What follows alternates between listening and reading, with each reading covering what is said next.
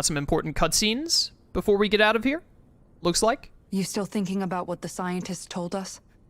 About where Renans really come from? I am, but not for myself.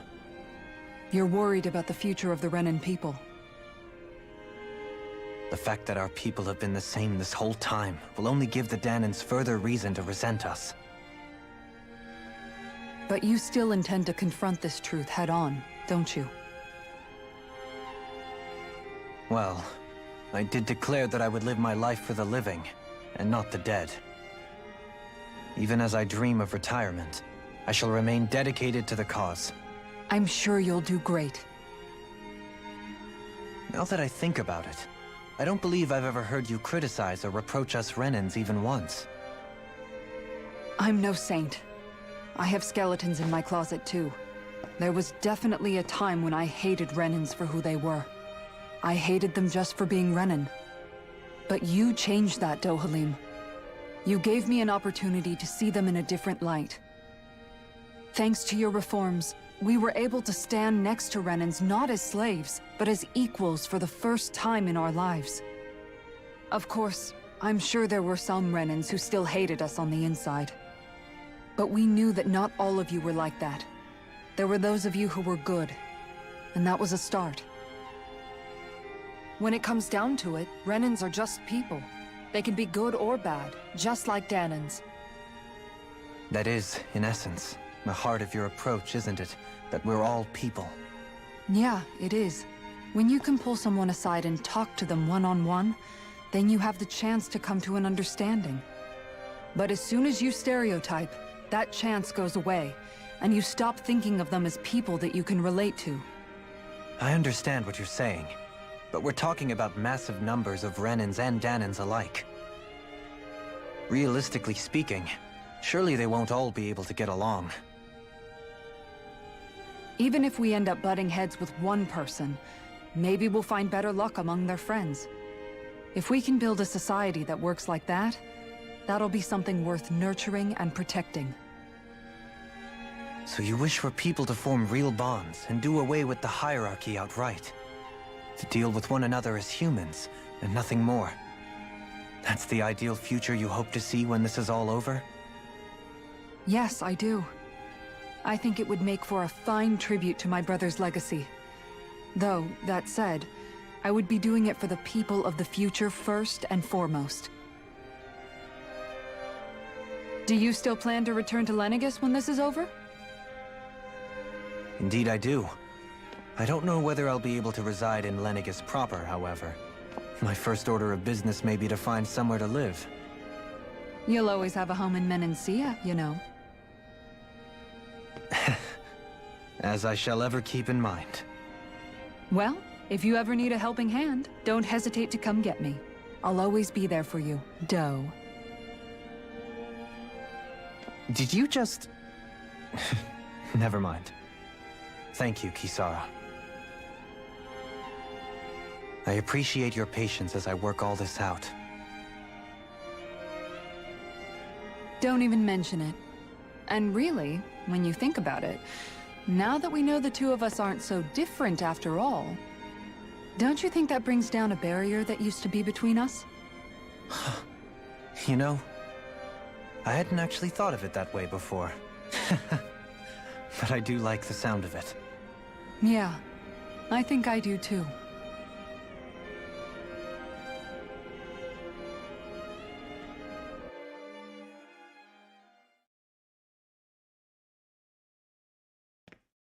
Next up on the cutscene list. Hey, why'd you call me here? Was there something you wanted to talk about? Well, if everything we've heard about the Great Spirit is true, then we're getting close to our final battle. So I wanted to apologize while I can. Apologize? For what? I was being real stupid before, about whether Dana's will had been controlling us and all that. I get why you're angry now. Anybody would be if something they trusted was being questioned. So, I'm sorry, Rinwell. Really. I should have kept my mouth shut. No, Law. Honestly, I think you might have been onto something. Of course you were worried. Who wouldn't be if they found out there might be some invisible force pulling our strings this whole time? But you really trust Dana's will, don't you? Is it because you can sense it a lot more than the rest of us? Because you can understand it? Yeah, I think that might be part of it. But I also want to believe it's good. Believe? Remember how I used to really resent coming from a family of mages? Yeah, of course. Because you were always on the run and had to live in hiding. When we rescued Zephyr and I finally decided to come along with you all, something changed inside me. It was the first time I felt like my powers had any meaning, even if that meaning was only helping you guys fight. Then, when I felt Dana's will, I was overwhelmed by how vast and warm it was. It made me want to believe my powers were made to connect with it.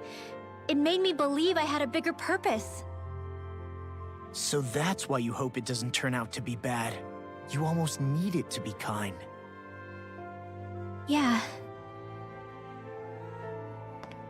Well, alright. Then I promise I'll lay off bad-mouthing it. You will? There's no way for me to know for sure one way or the other, right? But you trust it, Rinwell, and that's enough for me. So I'll trust it because you do. Remember what I said about neither planet's great spirit reaching us here? Yeah? That's not quite true. I can feel just a little bit of Rena's inside you and everyone else. You... what? I sensed it when we first got here. It's a really small amount, so it doesn't feel like it has a will of its own. But I think that's how Dana's energy probably is too. So you're saying there's a little bit of Dana's will inside each of us? In a way, doesn't that mean we're all Dana's will? What? Well, like you said, unless Dana's energy comes together, it has no will. So if we all have a little bit of Dana's astral energy inside us... Yeah, maybe... Hefric 35 might know the answer. But, you know what? I don't need to ask it. My will is my own. I fight for who I want to fight for. That's who I am now. Who I've become.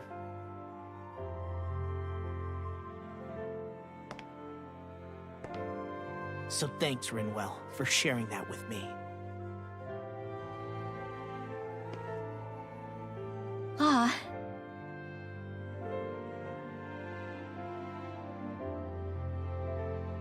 To be honest, the only reason I was suspicious of Dana's will, well, I mean, it mostly was...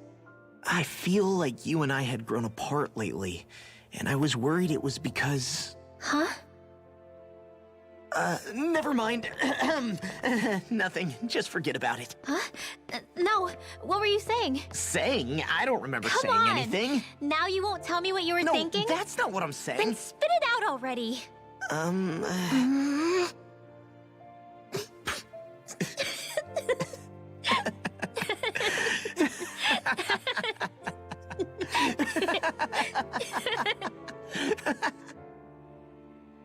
I like Law. He's a good character. Are you sure you don't want to get some rest?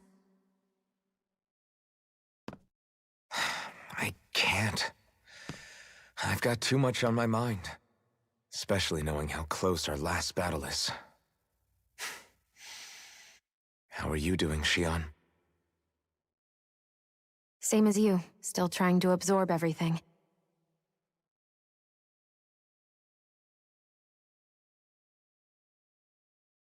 Remember when it was so simple? We were only fighting all the lords on Dahna? All of that feels like a lifetime ago, doesn't it? Ages and ages ago. Everything that's happened since we first met. So many fights, so much chaos, so many wonderful people.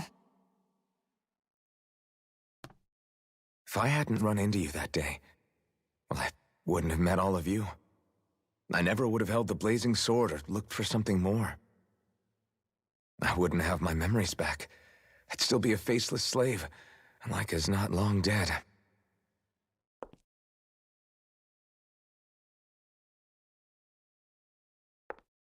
Hey, Alphen. I want you to promise me something. Yeah?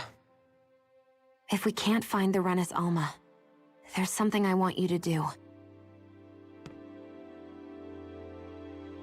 Like Hevrect 35 said, the only way we can end the Great Spirit for good is to go after both the main body in Rena and the thorns in me. I need you to promise me, Alphen, that if for some reason we can't get the Renas Alma back, you'll use the blazing sword to destroy the Great Spirit, and me along with it. Huh? It's true the blazing sword may not have the strength of the Renas Alma. But it's taken us this far.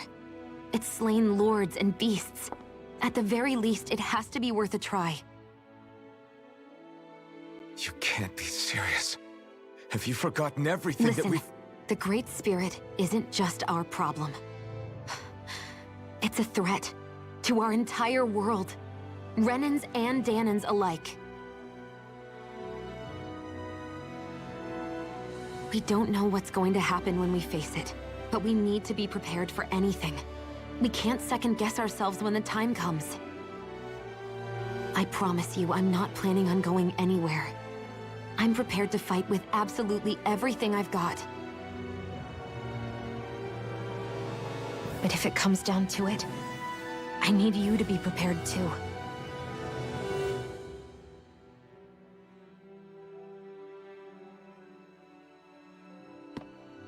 Okay. But you should know that I'm not going to give up on you, Shion. I'm going to fight this until the very end. I hope you can forgive me for that. Alphen.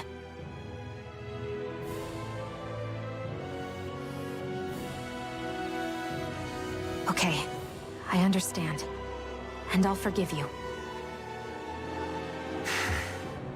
Thank you, Shion. So it's a promise then? Yeah, it's a promise.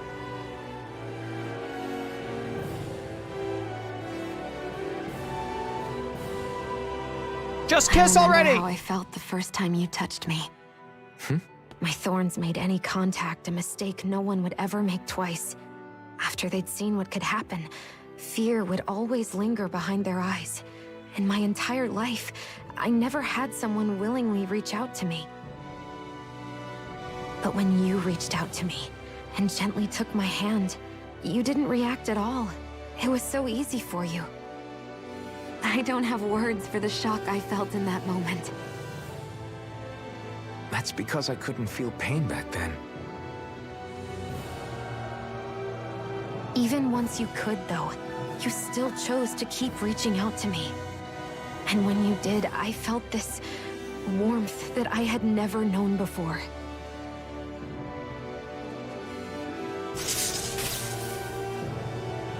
But still, I hate having to see you suffer through it every time you do. You won't have to worry about that for much longer. You think so? I do, because Shion, No. You can tell me once my thorns are gone. Okay?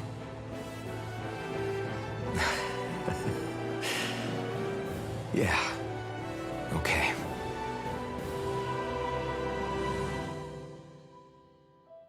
But for real, just kiss already! Probably should get rid of the thorns before they start kissing, huh? That was a really nice cutscene. I really liked the Alphen and Shion one especially. Everybody get enough rest? We ready for this? Yeah, we should probably get moving.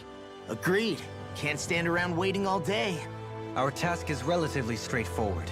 We need only descend down to Rena, defeat the Great Spirit, and restore stability to both worlds. We're fighting for a new future for both Dahna and Rena. Right. We've come this far. We will save our worlds. That's a promise. Then let's go, everybody. We've got one last wall to tear down. Yo! Repairs on your starship are complete. Everything is in working order. Is that you, Hevrek 35? You can see us from where you are? I can. I can see anywhere within the bounds of Dake Faisal. Sounds like someone's a peeping Tom. Maybe we should give Hevrect 35 a break. It has been stuck in this tiny facility for a very, very long time. I have unlocked all functions on your starship. You can now make use of its warp drive. Warp drive? Wait, you mean like what the Red Women used on us? What brought us here? It's possible that the Red Women may have found a way to activate it on the starship. They are Helganquil, after all. Using the warp drive, you should be able to breach Rena's atmosphere without being detected. Wait, should? You'll need to be careful. Due to the force field surrounding Rena, the ship will be unable to go any further than the surface of the planet. So, once we reach the shell, it appears we'll have to infiltrate the core by foot. Understood. We gotta go all the way down just walking? Will all the Helganquil go back to normal once we defeat the Great Spirit? I have a strange feeling we're going to have to fight them before this is all over. The extinction of my people is inevitable at this stage. As such, it would be illogical to risk the success of the mission in a vain attempt to save my kind. We understand. Can't that thing lighten up a bit? Everything it says seems to be about what's illogical. Well, come on, Doe. Hold up, did you just... You heard the lady. Get going. I have one last question. What? As Sovereign, your identification number indicates that you are well past your predicted life expectancy. Similarly, the Maiden lacks any identification number, as her function should have been rendered unnecessary. Despite this, the two of you continue to exist. Why?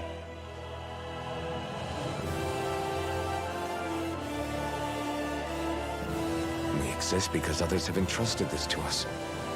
Over the years, many people have come together and sworn to see this through to the end. You mean it is because of multiple chance interactions? The likelihood of such events is statistically improbable. Why have you two continued to persist under these conditions? It's hard to explain. To be honest, I don't think it's something an observer could understand.